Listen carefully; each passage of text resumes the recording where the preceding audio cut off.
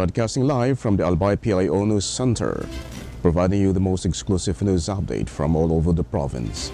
This is 12 o'clock Newsbreak. In the local scene, the Albay Public Safety and Emergency Management Office ABSEMO, headed by Dr. Cedric Dipe, has called for a meeting yesterday, September 24th, in preparation for the upcoming third quarter nationwide simultaneous earthquake drill.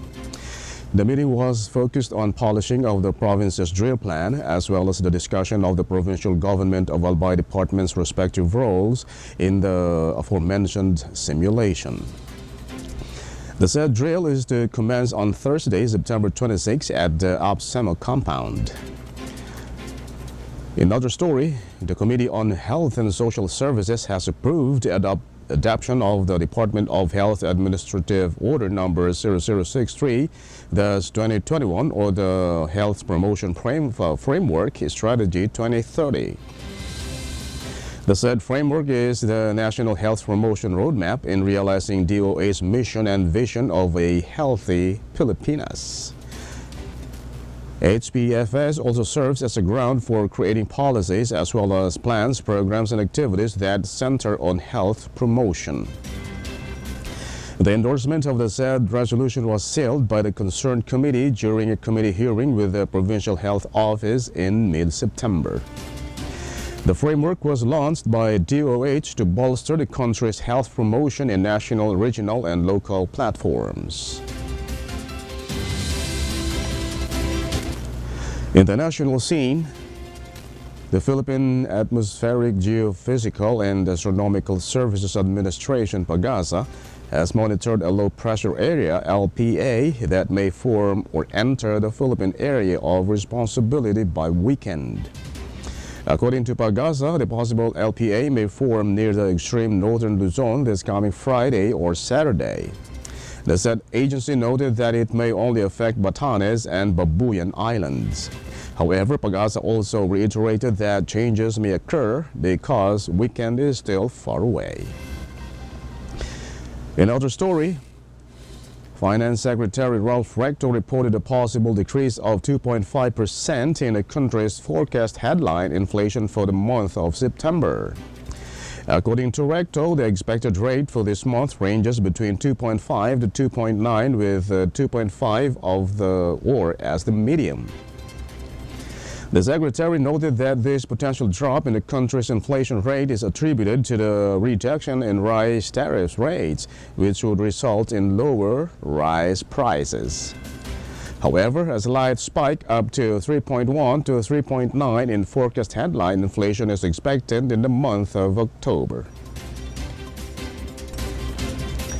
In other news, 7 individuals linked to dismissed Bamban-Tarlac Mayor Alice Guo have already surrendered to the National Bureau of Investigation, NBI.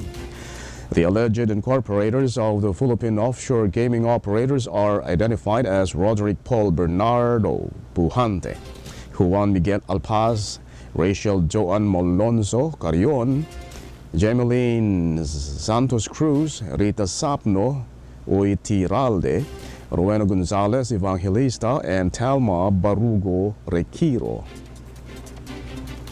NBI Central Luzon Director Isaac Caprizo noted that 4 of them surrendered first on Friday, followed by Cruz and 2 others on Sunday. Based on NBI's investigation, the said suspects are incorporators of Zun Yuan Technology Incorporated and Hongsheng Gaming Technology Incorporated. Meanwhile, the Pasig City Regional Trial Court has already issued 5 warrants of arrest for qualified trafficking against each of them.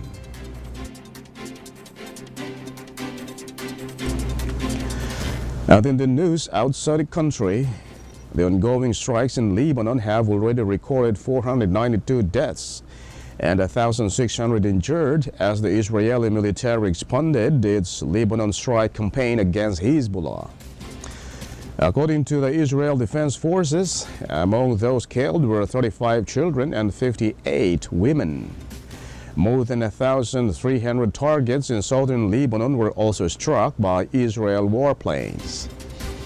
It was found out that Israel also launched a strike on a residential building in Bir al-Abd, targeting Hezbollah senior commander Ali Karaki, who fortunately survived the said attack. And finally, in the news outside the country, about 1,700 Sikh inmates from Makala Central Prison in Congo were released as part of the country's efforts in addressing overcrowding in jails. Severely ill prisoners from Congo's largest prison were given immediate medical care, while others were sent home via buses provided by the Ministry of Justice and a state-owned company. It was found out that said prison, with a capacity of 1,500 people, holds more than 12,000 inmates.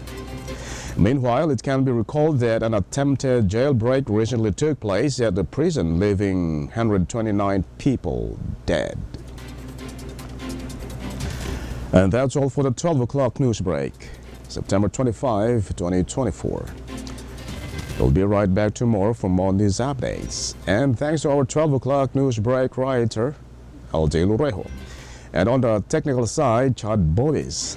And of course, thanks to our Provincial Information Officer, Mary Luduca Castillo. And under the supervision of our Governor, Hazel Grace Lagman, I am Greg Hallare. Thank you for subscribing.